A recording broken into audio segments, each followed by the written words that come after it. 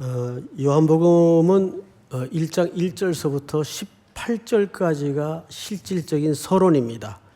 그래서 서론은 오늘까지만 하고 이제 서론 시간은 마쳐야 될 것 같아요. 그럼 아직도 서론이 안 끝난 거구나. 예, 이제 오늘 끝납니다. 그런데 오늘 이제 마지막 부분 14절부터 보겠습니다. 14절. 말씀이 육신이 되어 이 한마디 읽다가 가슴이 벅차고 우리 인간의 그 유한한 언어와 또 이성과 한계로는 담아낼 수 없는 어마어마한 내용들이 이 속에 녹아져 있기 때문에 이 말씀을 어떻게 설명을 해야 될지 모르겠어요. 우선 로고스라는 이 말씀은 앞에 몇 차례에 걸쳐서 설명을 드렸기 때문에 다시 재론하지 않겠지만 그 하나님이신 로고스, 말씀이신 로고스가 육신이 되어라는 말은 참 경이로운 표현입니다. 이걸 어떻게 설명을 해야 될지 참 막막한 채로 여기 섰는데 이제 반대 개념으로부터 설명을 들어가면 좀 이해하기가 쉬울 것 같아요. 뭐는 아니다로 들어가면 쉬울 것 같아요. 육신이 되었다. 우선 육신이라는 말은 여러분들한테 먼저 여쭤볼게요. 사람이라는 개념이 더 클 것 같습니까? 육신이라는 개념이 더 클 것 같습니까? 얼핏 생각하기에 어느 쪽이 더 클 것 같아요? 사람, 육신 어느 쪽이죠? 육신. 눈치들은 있으셔서 이제 의도를 갖추고 여쭈었죠. 육신이라는 개념이 훨씬 큽니다. 왜냐하면 하나님께서는 사람의 형상으로 하나님의 형상으로 사람을 만드셨어요. 하나님의 형상을 담아서 사람을 만들었습니다. 그런데 인류에게 죄가 찾아 들어오고 인류가 타락하면서 창세기에는 정확하게 이렇게 표현해 있어요. 사람이 육체가 되었다. 그러니까 여기서 말하는 육체라는 것은 단순히 이렇게 만질 수 있는 피지컬한 이런 의미만을 말하는 게 아닙니다. 이 사럭스라는 표현을 썼는데 이 사럭스라는 말은 부패하고 죽음을 안고 있고 유한하고 늙어가고 이런 인간의 연약함을 망라한 총체적인 표현을 사실은 사럭스, 육신, 육체라고 말합니다. 그러면 이게 말이 되냔 말이에요. 어떻게 신이신 하나님의 아들이 우리와 똑같은 육신이 되었다는 말입니까? 여러분, 예수님이 공생애를 시작하실 때 40주야를 굶은 상태에서 금식한 상태에서 사탄의 아주 심오한 공격을 받아요. 이것은 인류의 구원을 무너뜨리기 위한 굉장히 중요한 신학적 공격이었어요. 그 공격이 첫 번째가 뭐냐 하면 이 돌을 명해서 떡덩이를 만들라 그 말이에요. 자, 예수님이 이거 할 수 있어요, 없어요? 할 수 있죠. 그럼 사탄이 이 유혹을 한 목적이 뭔가를 정확히 알아야 돼요. 이거를 허기를 못 참고 떡을 만들어 먹게 만들므로써 유혹에 넘어뜨리려고 한 게 아니에요, 사실은. 사탄이 정말 노린 것은 절대 하나님의 아들이 온전한 인간이 되면 안 돼요. 그래서 신적인 능력을 발휘해서 떡을 만들어가지고 짠하고 만들어내고 야 내가 이거 못할 줄 알아? 그래서 하나님의 위치로 돌려보내는 거예요. 그래야 무엇이 이루어지지 않기 때문에 십자가에 흠 없는 인간으로서 대속의 죽음이 성취되지 않기 때문에 그러면 인류의 구원과 우리의 구원은 무산이 되는 거예요. 그러니까 이것은 사실상 사탄의 무시무시한 신학적 전략입니다. 근데 그것을 예수님께서 마다 않고 정확하게 잘라내시고 온전히 인간이 되셨어요. 여기 되셨다라는 말은 이런 뜻입니다. 근데 하나님이었는데 인간으로 전환되었다 그 말이 아니에요. 되셨다라는 말은 하나님의 아들이신 예수님은 한 번도 신적인 존재의 자리를 유보하거나 중단시킨 적이 없어요. 언제나 하나님의 아들이셨는데 동시에 온전한 인간이었다 그 말이에요. 이게 여러분 사람의 그 언어의 한계로 충분히 설명드리지 못함을 용서하시기 바랍니다. 제 설명은 여기까지예요. 나머지는 알아서 그냥 하세요. 알아서. 그냥 믿어버리시든지. 근데 이해는 되십니까, 여러분? 여러분, 말씀이 육신이 되었다니까 하나님이신 그 위격이, 그 존재의 신성이 유보되거나 잠시 중단된 게 아니란 말이에요.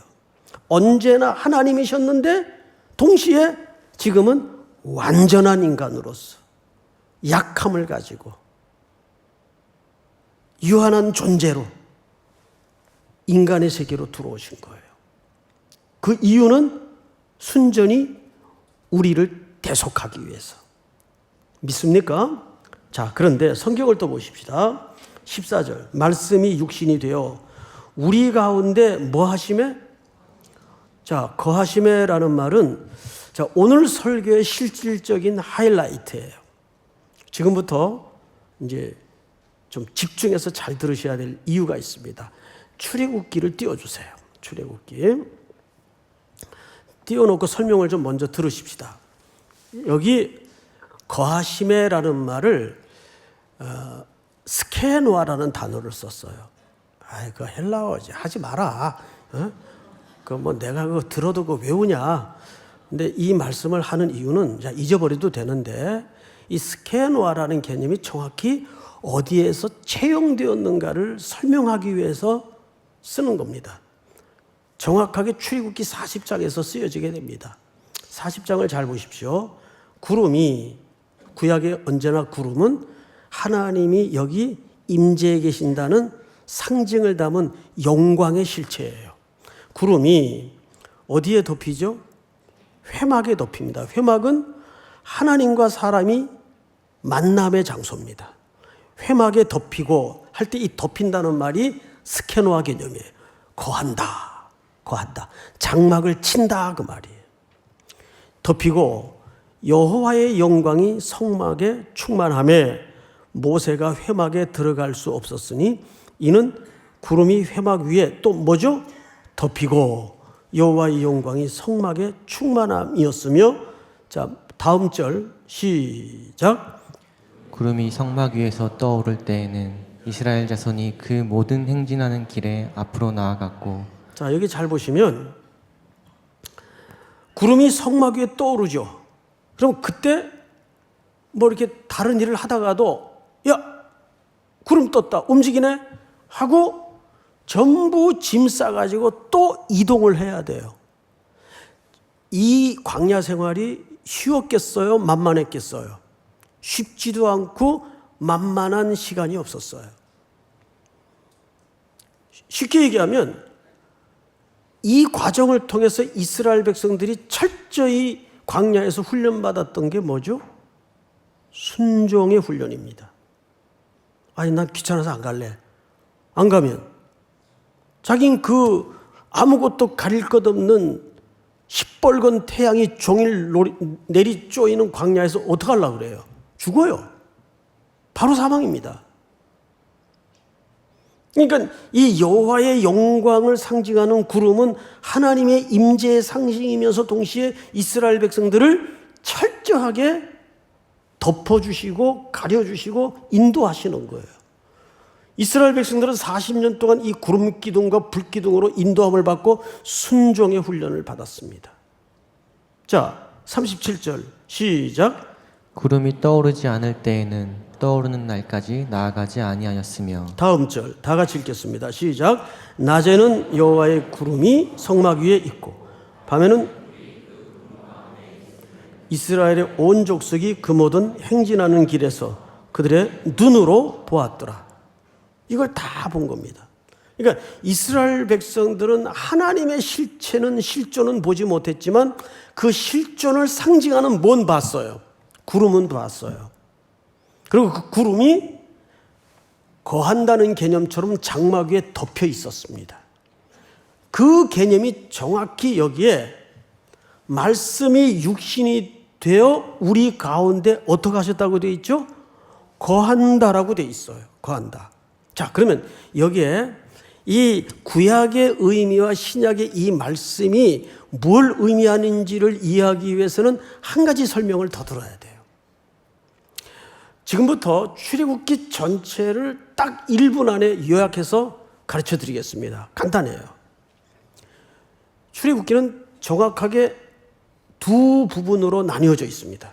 1장서부터 18장까지는 from 무엇으로부터의 free, 자유, 무엇으로부터의 자유. 무엇으로부터의 자유입니까?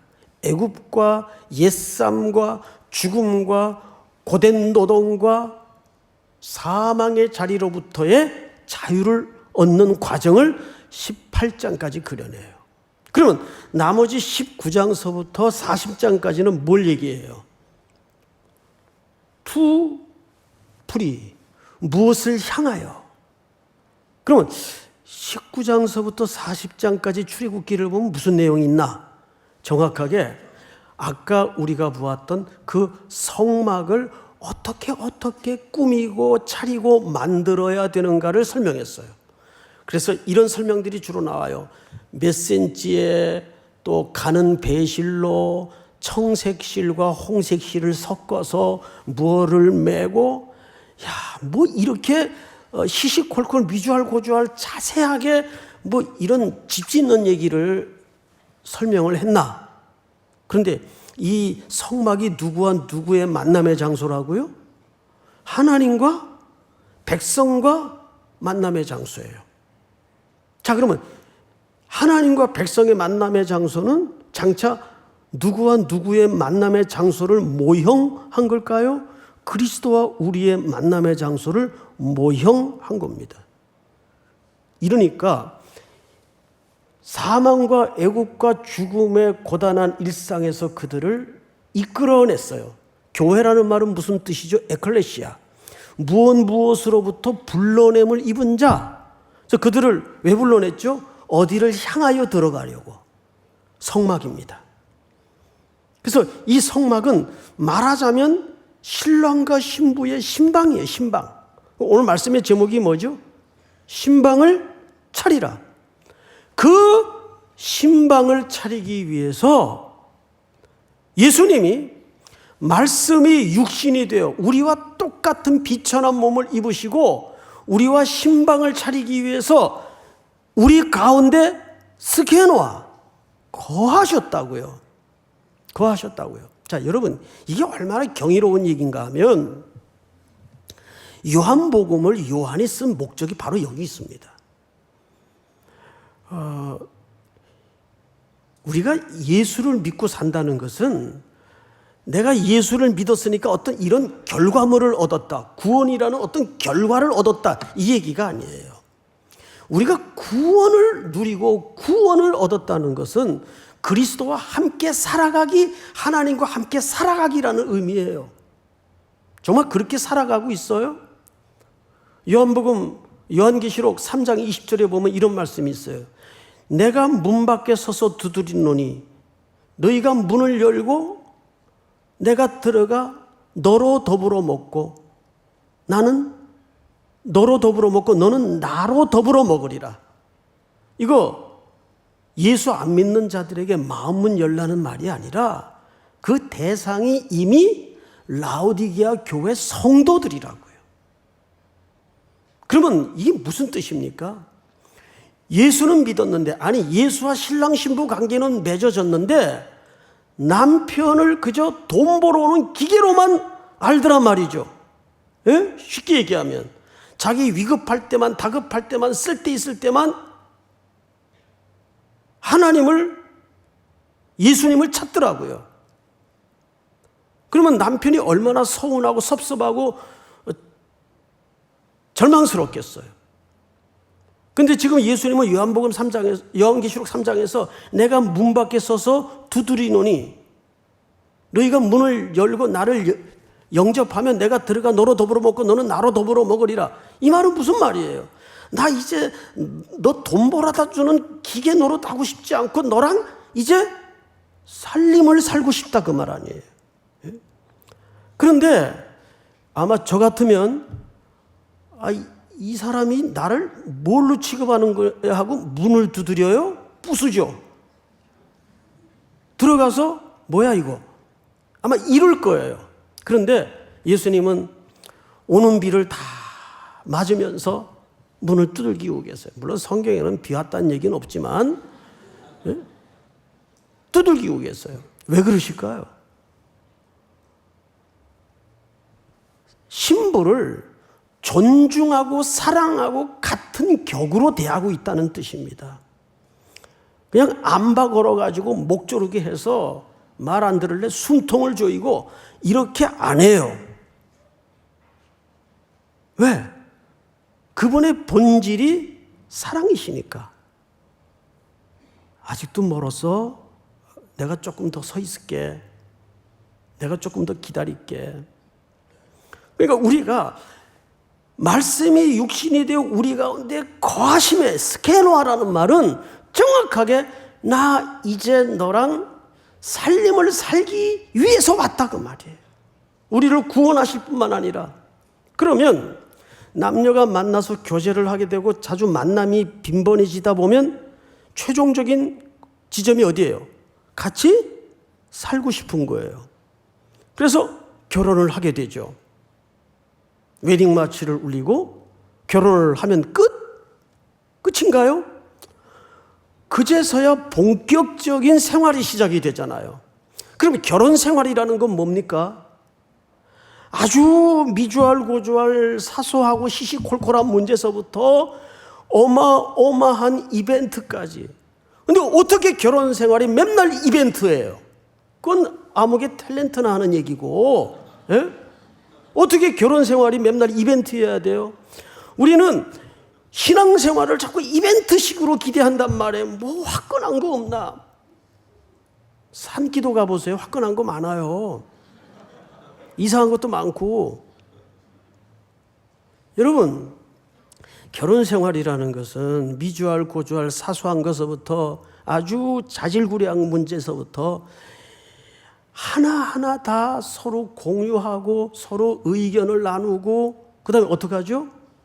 뭐 별 거지 같은 걸 가지고 다 또 다투고 또 용서를 빌고 그러다가 생명을 낳으면 그 생명 낳은 희열에 전부 엄마 아빠는 거짓말쟁이들이 돼서 서로 그걸 속아주고 속고 감격을 하고 그러다가 또 눈물 콧물 바가지로 쏟아내고 그러면서 엄마 아빠가 아이를 키우는 게 아니라 아이가 엄마 아빠를 키우잖아요. 안 그래요, 여러분? 스카이캐슬을 한번 보세요. 응? 스카이캐슬. 근데 해나는 누가 죽인 거예요, 도대체? 오늘 그 뚜껑이 아마 열려질 것 같아요. 응? 오늘 하나요? 그 짜증나는 축구 때문에 결방을 했어요.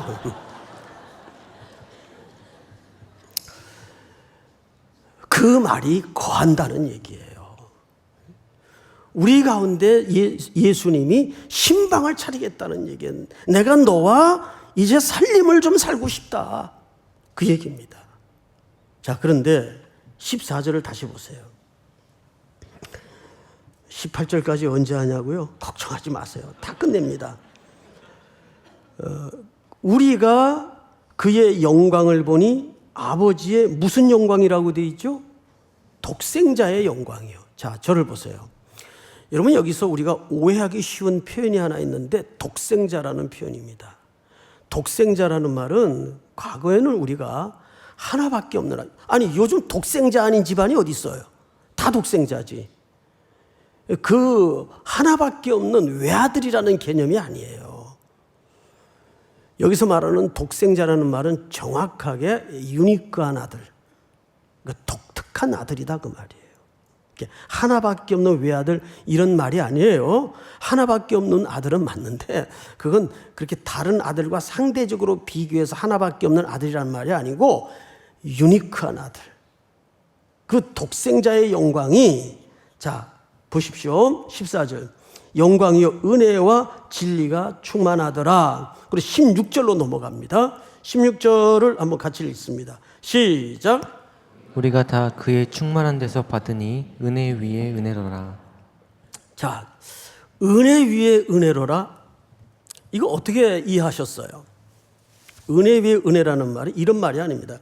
여기 은혜가 있는데 은혜가 넘쳐가지고 여기 은혜를 더했다. 이 은혜를 얘기하는 게 아니에요. 이 전치사를 이렇게 번역을 했어요. 여기서 쓰인 전치사는 안티라는 말을 썼습니다. 안티 하면 우리 보통 어떻게 이해를 갖고 있죠? 뭐에 대한 반대. 그런데 안티라는 전치사가 헬라 말에도 안티라고 돼 있어요. 물론 반대라는 개념이 있어요. 그러나 여기에 쓰여질 때는 카리스, 안티 카리스라는 말은, 은혜 위에 은혜라는 말은 세 가지 개념이에요. 대조, 대체, 대비. 대조, 대체, 대비. 즉 이런 뜻입니다. 앞에 은혜와 뒤에 은혜가 달라요. 그럼 앞에 은혜는 뭐고 뒤에 은혜는 뭘까? 바로 가장 정확한 성경 해석은 성경이 풀어주는 게 제일 정확합니다. 17절을 우리 전체가 한번 같이 읽어보실까요? 17절 다 같이 시작. 율법은 모세로 말미암아 주어진 것이요 은혜와 진리는 예수 그리스도로 말미암아 온 것이라. 잘 보세요. 율법은 모세로 말미암아 주어진 것이요. 그러니까 여러분들한테 한번 확인을 해볼게요. 율법은 은혜입니까? 아닙니까? 율법도 은혜입니다. 율법은 신약의 성취를 가리키기 위한 하나의 손가락이요, 표지판이었어요. 그러니까 율법도 은혜인데 율법은 예수 그리스도 오실 주님을 설명하기 위한 매개체였단 말이에요. 그런데 그분이 성취되어 신약에 오셨어요. 그러니까 율법의 은혜가 신약의 예수 그리스도의 성취의 은혜로 어떻게 됐다는 겁니까? 완성되고 대체되었다는 뜻입니다. 이런 거죠. 제가 지금 성경책을 안 갖고 왔어요. 그래서 성경책이 없어가지고, 이거 찬송가 책이지만, 자, 여러분, 이걸 성경책이라고 합시다. 근데 이거 성경책은 아니죠. 근데 지금 제가 성경책을 대체하는 뭘로 쓴 거예요? 성경책 대용으로 쓴 거예요. 설명을 하기 위해서. 자, 이걸 성경책이라고 합시다. 근데 누가 여기서 목사님 여기 성경책이 있어요 하고 제 성경책을 진짜 갖다 줬어요. 그러면 성경책처럼 상징하던 이 책은 더 이상 필요 있나요, 없나요? 이건 더 이상 필요 없죠. 왜? 실체인 성경책이 왔으니까. 그런 개념이에요. 그러니까 이 율법의 성취를 누가 하신 겁니까? 예수 그리스도께서 오셔서 하신 거예요. 그 말을 오늘 16절에 보니까 은혜 위에 은혜라. 여기 안티라는 전치사는 무엇 위에라는 의미가 아니라 무엇을 대신하고 대체하고 대비했다 그 말이에요. 믿습니까? 그래서 율법의 완성은 누구라고 표현해 있어요? 예수 그리스도. 그 얘기를 하는 겁니다. 그게 정확하게 17절에 그 얘기를 하죠. 제가 다시 한번 읽겠습니다. 율법은 모세로 말미암아 주어진 것이요 은혜와 진리는 예수 그리스도로 말미암아 온 것이라. 자, 잘 보십시오. 여기 중요한 동사 하나가 차이가 있죠. 모세는 그 율법을 자기가 생성하고 만들어낸 겁니까? 주어진 겁니까? 주어진 거예요. 그런데 그 뒤에 보면 예수님은 이렇게 되어 있습니다. 은혜와 진리는 예수 그리스도로 말미암아 온 거예요. 그 은혜와 진리는 누구로부터 온 거예요? 그리스도로부터 온 거예요. 믿습니까? 이 말을 16절에서는 은혜 위에 은혜라는 말로 표현을 했다 그 말이죠. 이제 마지막 18절을 우리 전체 한번 읽고 또 설명을 마무리하도록 하겠습니다. 다 같이 시작. 본래 하나님을 본 사람이 없으되 아버지 품속에 있는 독생하신 하나님이 나타내셨느니라. 아멘. 자, 여기 아주 어마어마한 이야기가 감추어져 있습니다. 본래 하나님을 본 사람이 없죠. 그런데 아버지 어디에 있는? 품속에 있는 그랬어요.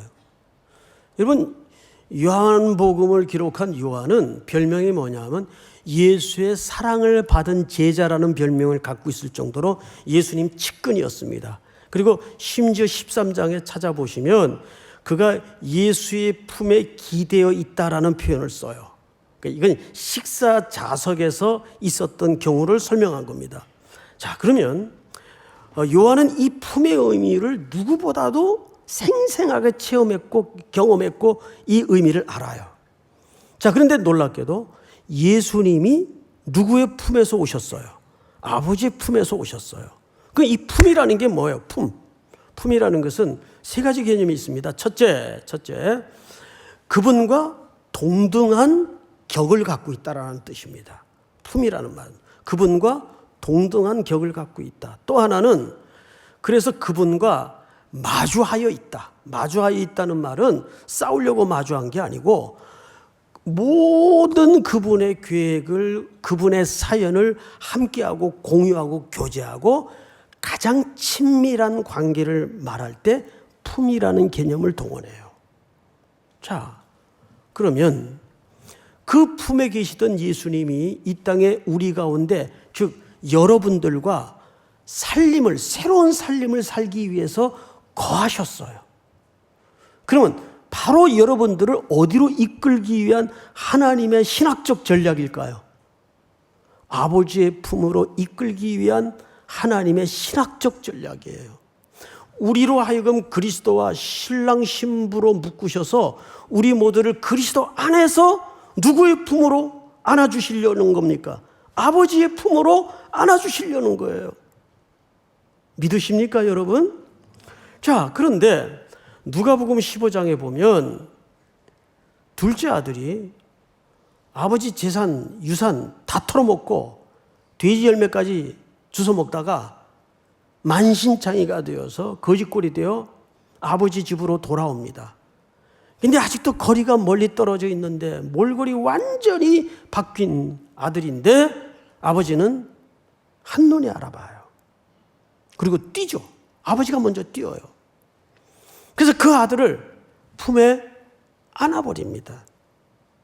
이거를 완전해졌다라고 말하지 않고 온전해졌다라고 말하는 겁니다.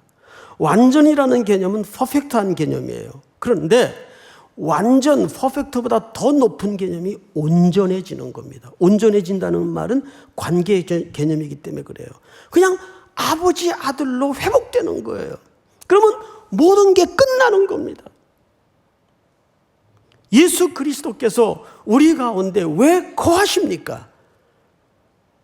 그렇게 쥐염 열매 맺고 무엇이 진리인지를 모른 채 어둠 속에서 유리방황하던 고단한 인생 구정물에서 질퍽거리고 살아가던 영혼들에게 다가오시고 찾아오셔서 예수님이 이 땅에 오셨다는 것은 저기를 품고 있던 이 세상을 끌어안기 위해서 오신 겁니다. 이 세상은 주인이 이 땅에 왔으나 영접했어요, 안 했어요? 거부했어요. 주인이 자기 백성들에게 왔으나 알지도 못했고 그 주인을 거절했어요. 그럼에도 불구하고 예수님은 기꺼이 거부하는 인생들을 찾아오셔서 그들을 끌어안으시고 그들을 아버지의 품으로 이끄시려고 고도의 신학적 전략을 펴신 거예요. 여러분, 여기에서 마지막으로 독생하신 하나님이 나타내셨느니라. 아버지의 품에 있던 독생하신 하나님, 예수 그리스도가 나타내셨다라는 말은 이런 뜻입니다. 여기 나타냈다는 말에서 엑세지스라는 엑세지스라는 그 석의라는 개념이 동원됩니다. 즉 하나님을 해석하고 설명할 수 있는 방법은 그리스도밖에는 없다 그 뜻이에요. 그러니까 가장 좋은 책, 가장 좋은 설교, 가장 좋은 강해, 가장 좋은 주석은 학문적으로 자료를 많이 동원하는 주석이 글이 아니라 그리스도를 통해서 하나님 아버지를 설명하고 하나님 아버지를 해석하는 거예요. 믿습니까? 그 말이 여기서는 나타나셨다라고 표현하는 겁니다. 그래서 하나님 아버지의 마음은 누구를 통해서밖에는 설명이 안 돼요? 그리스도를 통해서밖에는 설명이 안 돼요. 그 품속에 독생하신 하나님이 나타나셔서 우리를 신랑 신부의 관계로 묶으셔서 아버지의 품으로 이끄시는 이 역사를 시작하시겠다는 거예요. 우리 모든 3일의 성도들이 이 요한복음 강해를 이제 다음 주부터 진짜 본론으로 들어가는데 이 강해를 듣는 가운데 이 하나님의 경이로운 부여가 더 넓어지고 높아지고 깊어지는 은총을 경험하는 복이 있기를 주의 이름으로 축원하고 축복합니다. 다 일어나십시다. 이 땅에 오직 주밖에 없네.